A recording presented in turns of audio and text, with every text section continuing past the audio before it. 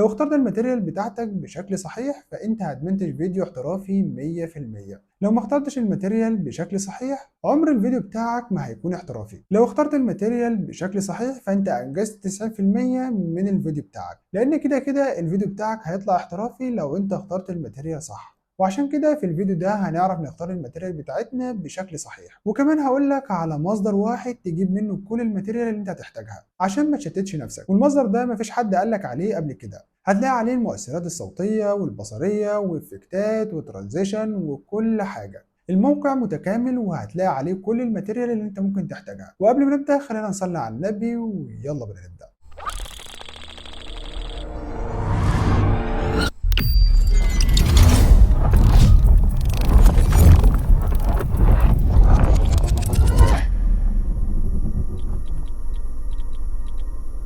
اختيارك للماتيريال من أهم المهارات اللي المفروض تتعلمها في مجال المونتير أو مجال التصميم عامة.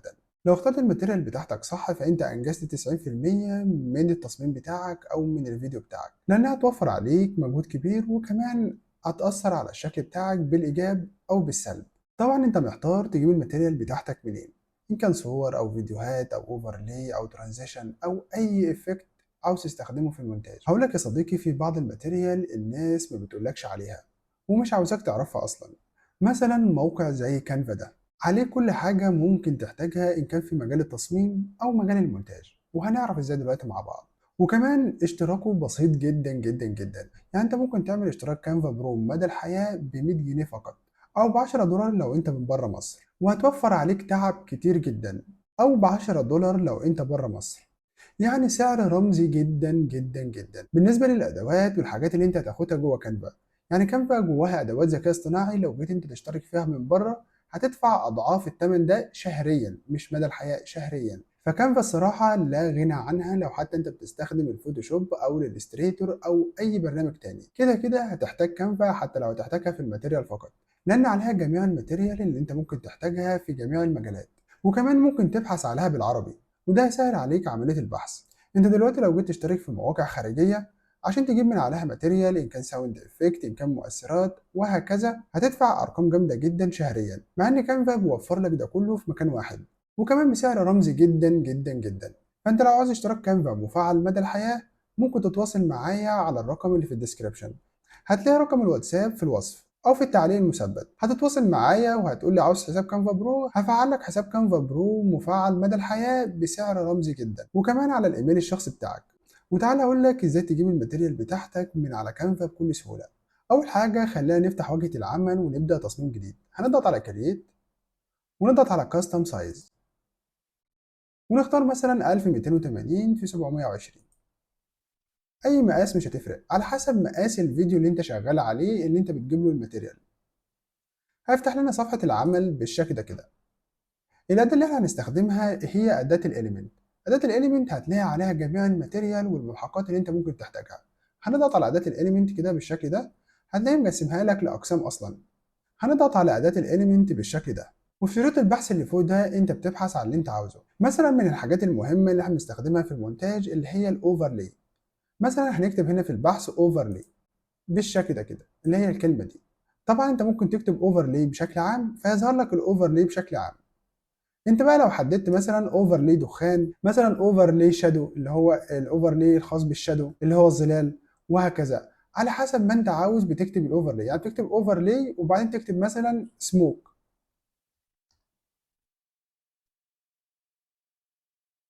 مثلا وليكن بالشكل ده كده.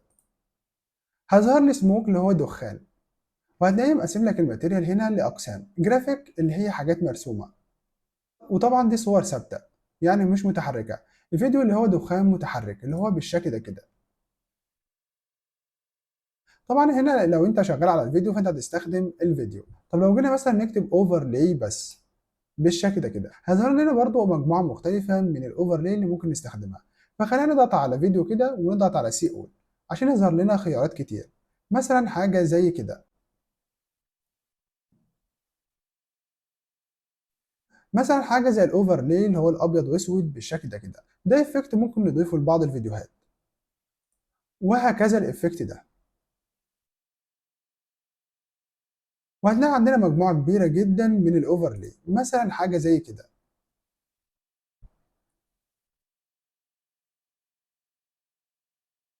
وهكذا حاجة برضو زي كده. طب هتقولي هنستخدمهم ازاي في المونتاج؟ تعال اقول لك يا صديقي. خلينا مثلا نمسح الفيديوهات اللي احنا عملناها دي هنا كده. بعد ما اخترنا الاوفرلاي ده عاوزين ننزله عشان نستخدمه، هنضغط على شير بالشكل ده كده، ونضغط على داونلود. هيبدأ ينزل معايا بالشكل ده كده. هنستنى لما ينزل وهقول لك تستخدمه ازاي.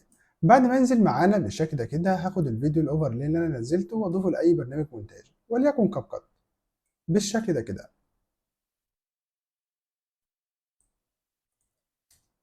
مثلا لو عندي خلفيه ثابته بالشكل ده كده وعاوز اضيف لها اوفرلاي واخليها متحركه، مثلا هنضيف الاوفرلاي اللي احنا نزلناه ده بالشكل ده كده. طبعا الاوفرلاي مغطى على الخلفيه اللي ورا، فمحتاج اعمل له بلندنج على الخلفيه، فهنروح على بلند بالشكل ده كده واغير البلند مود. مثلا هنختار مالتبلاي او اوفرلاي، هنلاقي بالشكل ده كده زي ما احنا شايفين هنا كده. طبعا غير لي في شكل الخلفيه بتاعتي بشكل كبير جدا زي ما احنا شايفين. جميل جدا. وهكذا كده عرفنا استخدامات الاوفرلاي وازاي ننزله وازاي نستخدمه.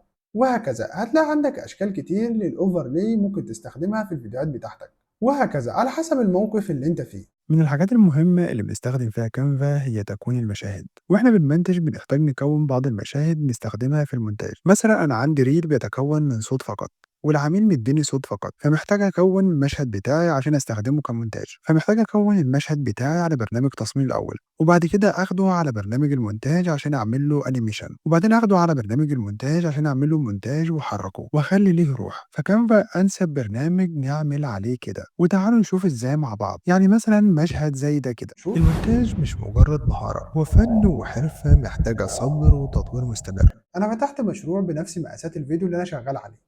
بعد كده بتروح لإليمنت وتجمع الماتيريال بتاعتك اللي انت محتاجها. اول حاجة بضيف شادو، بكتب في السيرش هنا ظل بالشكل ده كده، وبيظهر لي ظلال زي ما انت شايف كده. وطبعا بختار ظل مناسب للمشهد بتاعي او للخلفية بتاعتي. اول حاجة بضيف ظل مناسب للخلفية، الظلال بتدي ملمس حلو للخلفية فما تستغناش عنها في الديزاين بتاعك.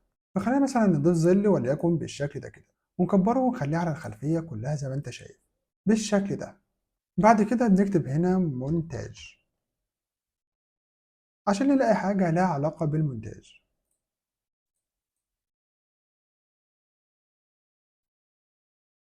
ونبحث لغاية ما نلاقي حاجة لها علاقة بالمونتاج وليكن الشريط ده. بعد كده أنا عاوز أكون تايم لاين زي بتاع المونتاج، هروح على Element وبعدين هختار من أداة الشيب، هختار الشكل المربع ده بالشكل ده كده، وأصغره وأخليه زي التايم لاين، وأخليه هنا كده، وأخلي الحواف بتاعته منحنية شوية، فهروح على كورنر راوندنج وأزود السلايد شوية بالشكل ده كده عشان أخلي الحواف منحنية شوية زي ما أنت شايف. بعد كده هغير لون الشيب ده، هنضغط على كولر، نختار اللون ده مثلا وليكن بالشكل ده كده. هكرر الطبقة دي كذا مرة، هضغط على Alt واسحب أي طبقة تتكرر معايا، والطبقة اللي فوق برضه هكررها بالشكل ده وأصغرها شوية وهكذا.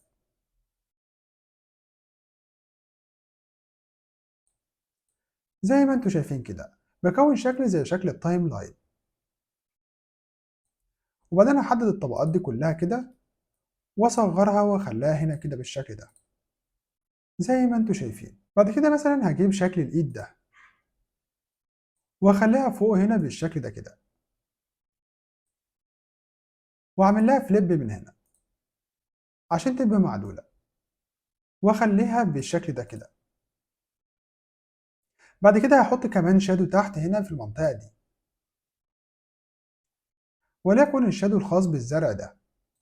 وبكده المشهد يعتبر كامل عندي. أنا محتاج أستخرج المشهد ده كطبقات عشان أعرف أحركه في المونتاج بتاعي. فبكل بساطة بروح على بوزيشن وبروح على لاير، وبعدين هخفي جميع الطبقات. هروح على الطبقة الأولى وأقلل الأوباسيتي بتاعتها خالص، وأروح على الطبقة التانية وأقلل الأوباسيتي بتاعتها خالص، وأروح على الطبقة دي برضو وأقلل الأوباسيتي بتاعتها خالص، وطبقة الشادو نفس الكلام بالشكل ده كده. هيفضل عندي بس الطبقة دي اللي هي بتاعت التايم لاين، عاوز استخرجها أول حاجة، فأروح على شير وأروح على داونلود، وبعدين أحدد الصفحة اللي أنا عاوز أنزلها اللي هي الصفحة التالتة، فهشيل التحديد من على الصفحة الأولى والتانية وأخلي التالتة بس. وبعدين هروح أحدد على ترانسبرانت باك جراوند اللي هو هيستخرجها لي بدون خلفية، وبعدين هضغط على داونلود. هتبدأ تنزل معانا بالشكل ده كده، زي ما احنا شايفين بالشكل ده كده نزلت معانا كطبقة واحدة. بعد كده هكرر الخطوة ديت على باقي الطبقات، يعني مثلا هحدد الطبقة دي بالشكل ده كده وهقلل الأوباسيتي بتاعتها بالشكل ده.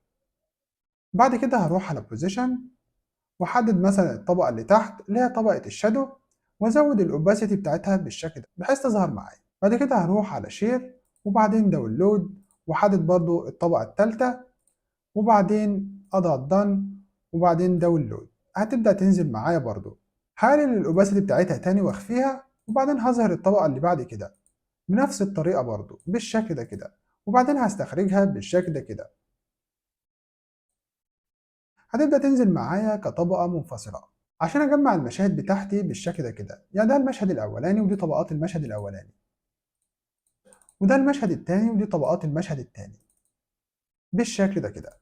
بعد كده محتاج أروح على برنامج المونتاج وأكون المشاهد دي وأبدأ أحركها. وتعالوا كده نشغل ونشوف. المونتاج مش مجرد مهارة، هو فن وحرفة محتاجة صبر وتطوير مستمر. مثلا انت لو عايز بقى خلفيات متحركة جاهزة على طول هتكتب برضو هنا خلفيات متحركة. مثلا خلينا نكتب خلفيات،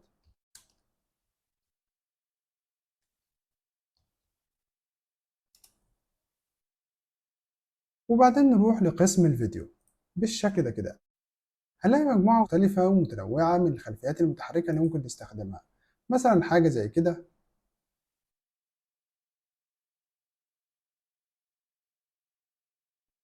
مثلا حاجة زي كده. حاجات كتير ممكن انت تستخدمها على حسب الموقف اللي انت فيه، انا بقول لك بس طريقة البحث والكونسبت العام، وهكذا. مثلا زي كده،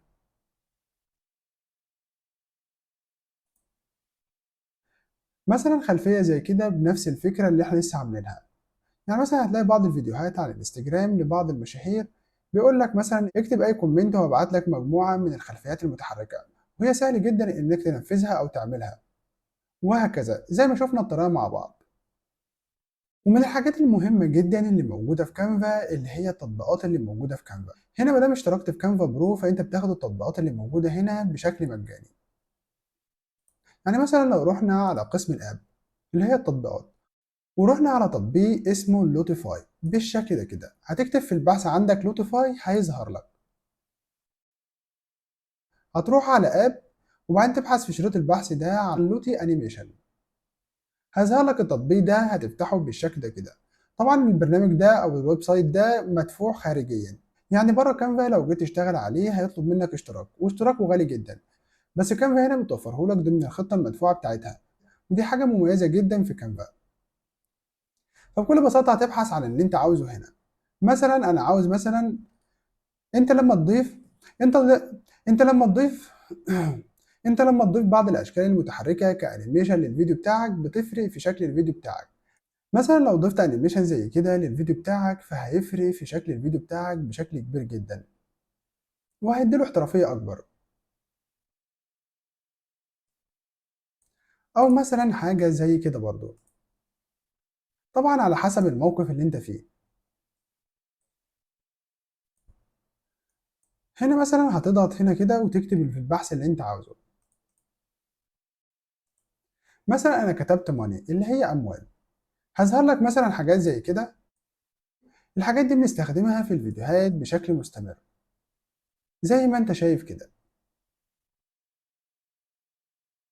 وكمان ممكن تغير في الالوان بتاعتها، يعني مثلا ممكن تختار بقية الالوان من هنا كده فهيتغير اللون عندك بالشكل ده. ممكن تضيفه للتصميم بتاعك من هنا، وهكذا. مثلا حاجة زي كده، يعني شكلها حلو جدا جدا جدا. دي لو ضفتها للفيديو بتاعك بيضيف احترافية للتصميم بتاعك بشكل كبير جدا زي ما احنا شايفين كده. وانت ممكن تستخرج الحاجات دي بكل سهولة.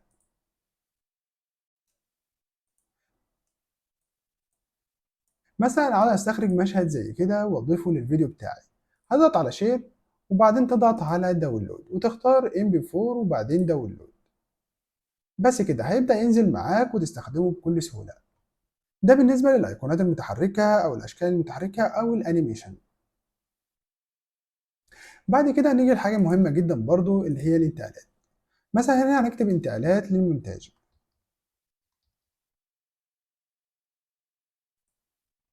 زي كده مثلا، وبعدين نضغط على قسم الفيديو. أنا كتبت تحميل انتقالات احترافية للمونتاج، هنلاقي مجموعة كبيرة جدا من الانتقالات زي كده مثلا، وهقول لك تستخدمها ازاي. حاجة برضو زي كده.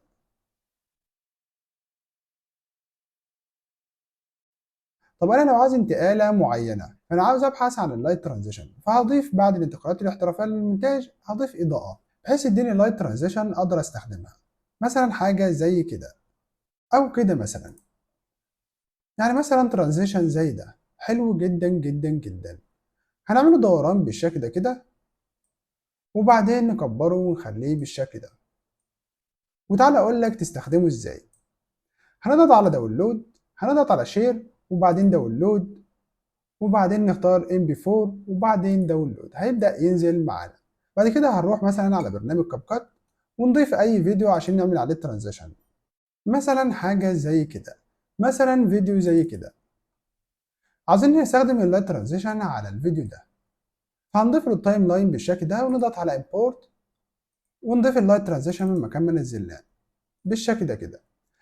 ما دام هضيف ترانزيشن فانا هضيفه بين مشهدين، فانا مثلا هقطع هنا بين مشهدين بالشكل ده كده. فانا عاوز استخدم اللايت ترانزيشن بين المشهدين دول، فهجيب اللايت ترانزيشن اللي انا نزلته واخليه بين المشهدين بالشكل ده كده. اللي بيديها لك العميل بتختلف من، فطبعا اللايت ترانزيشن هنا متكرر. فانا مثلا هاخد منه الجزء الاولاني واقص الجزء الثاني كده وامسحه. هعمل استرتش للتايم لاين عشان اشوف انا بعمل ايه، وبعدين هاخد الجزء بتاع الترانزيشن واخليه بين المشهدين، ادي المشهد الاول وادي المشهد الثاني، فانا هخليه بين الاثنين بالشكل ده كده. وبعدين هحدد طبقه الترانزيشن واعمل له بلاندنج. هروح على البلاند وبعدين هغير البلاند مود مثلا لاوفرلاي المشروع. هنا اوفرلاي مش احسن حاجه، فهنستخدم مثلا مالتيبلاي مشروع. ومن ضمن المواقع مثلا مالتيبلاي حلو جدا مشروع،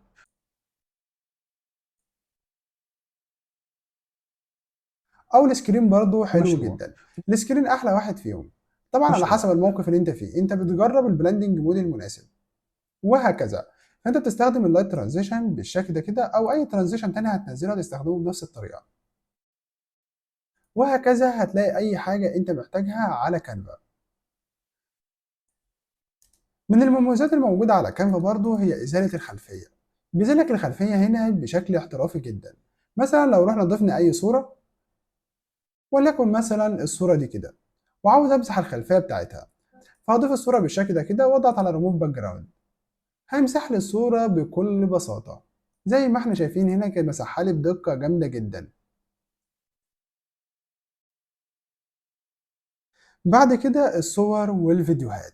لو عايز تجيب أي صور وأي فيديوهات فأنت هتجيبها من هنا برضو. مثلا هنا لو كتبت رجل هيجيب لك صور لأشخاص برضو ممكن تستخدمها في التصميمات بتاعتك وبجودة عالية جدا جدا جدا وهكذا. مثلا أنا بديك مثال بس للحاجات اللي أنت ممكن تدور عليها أو ممكن تحتاجها. هنا برضو أشخاص جرافيك ممكن تستخدمهم، هنا هتلاقيهم مقسمهم لك أصلا لأقسام، وفي هنا قسم الفيديو برضو ممكن تستخدمه وهكذا. يعني محتاج في عملية التصميم بعض الأيقونات أو في عملية المونتاج برضو. كتبنا هنا مثلا أيقونات السوشيال ميديا، هيظهر لي أيقونات بالشكل ده كده. أو لو حددنا مثلا كتبنا أيقونات فيسبوك، لو رحنا على قسم الجرافيك هنلاقي ايقونات للفيسبوك بالشكل ده كده ممكن تستخدمها في عملية التصميم بتاعتك وهكذا. وكمان هتلاقي ايقونات متحركة زي ما انت شايف كده، فهتلاقي اللي انت محتاجه على كانفا بكل سهولة. من الحاجات المهمة جدا في عملية التصميم هي الظلال او الشادو. مثلا لو رحنا على شاشة البحث وكتبنا ظل هيظهر لي مجموعة كبيرة جدا من الظلال، مثلا زي كده أو كده أو كده. طبعا هتلاقي مجموعة كبيرة جدا من الظلال اللي أنت ممكن تستخدمها، وهكذا. من الحاجات المهمة جدا في من الحاجات المهمة جدا في كانفا هي تكميل المشهد أو استكمال المشهد. فكانفا أنت ممكن تجيب من عليه كل اللي أنت محتاجه، فعليا كل اللي أنت محتاجه على كانفا، وكمان بسعر رمزي جدا. فأنت ممكن تتواصل معايا على الواتساب من خلال الرقم اللي في التعليقات أو في الوصف، وتطلب اشتراك كانفا مفعل مدى الحياة على إيميلك الشخصي بسعر رمزي جدا جدا جدا. بس كده، ما تنسوش اللايك والاشتراك في القناة. في أمان الله.